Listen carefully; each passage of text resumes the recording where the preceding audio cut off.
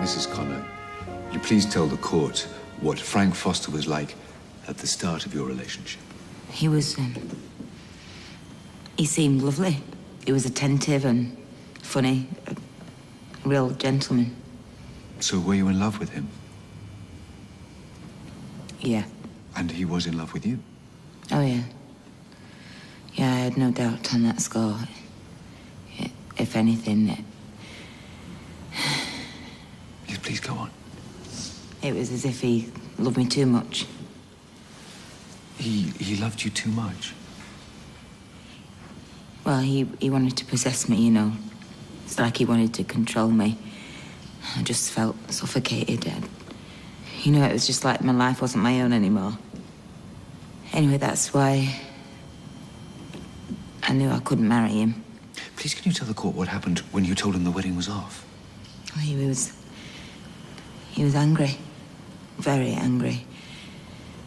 He refused to accept it. Like I said, Frank's a very controlling man, and he usually gets his own way. The sort of man who won't take no for an answer. Your Honour. Don't lead, Mr. Millwood. Apologies, Your Honour. Please continue, Mrs. Connor. He begged me not to leave him, and I told him I didn't love him anymore. He said it didn't matter. That he wanted to marry me anyway. And when you refused? Totally lost it. He lost control? Sorry, I'd never seen him like that before, and it terrified me, so I told him to go. Go.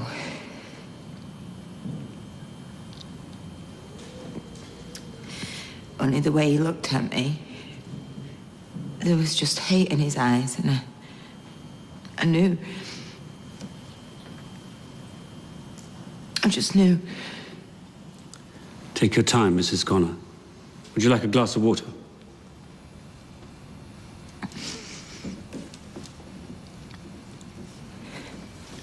Please go on.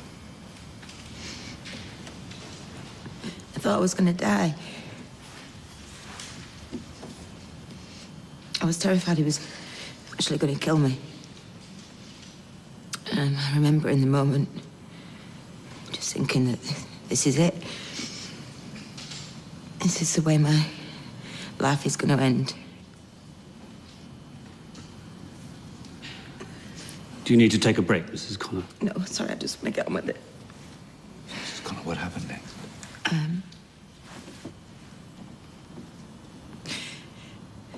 Then he completely overpowered me. He threw me on the floor and pinned me down. And I was begging him to stop. I did beg him over and over again. I told him no. I told him no. He wouldn't stop. He just did not stop. And he raped me. He raped me. Connor, please tell the court how you first met Frank Foster. He was a client. My company, Underworld. Well, we worked for him. And how did he become your business partner? He offered to invest. What sort of state was the business in at that time? Well, we were struggling. Struggling? Yeah, without his money, we probably would have gone to the wall. So, Mr. Foster saved you from liquidation? You could say that, yeah. So, you had to do whatever was necessary to keep him sweet? Your Honour. Well, yeah, but... There's a name for women like that. Your Honour, please. Miss Davenport, this is not a theatre. Please ask a factual question. You told the court you'd started having doubts about marrying Mr. Foster. Yeah. I imagine most women in that position would confide in a friend. Did you? No, I didn't. Did you speak to anyone about it? My solicitor. Why would you speak to your solicitor about matters of the heart? Because I needed to know where I stood. In what way? But I know you're going to twist my words. In what way, Mrs. Connor?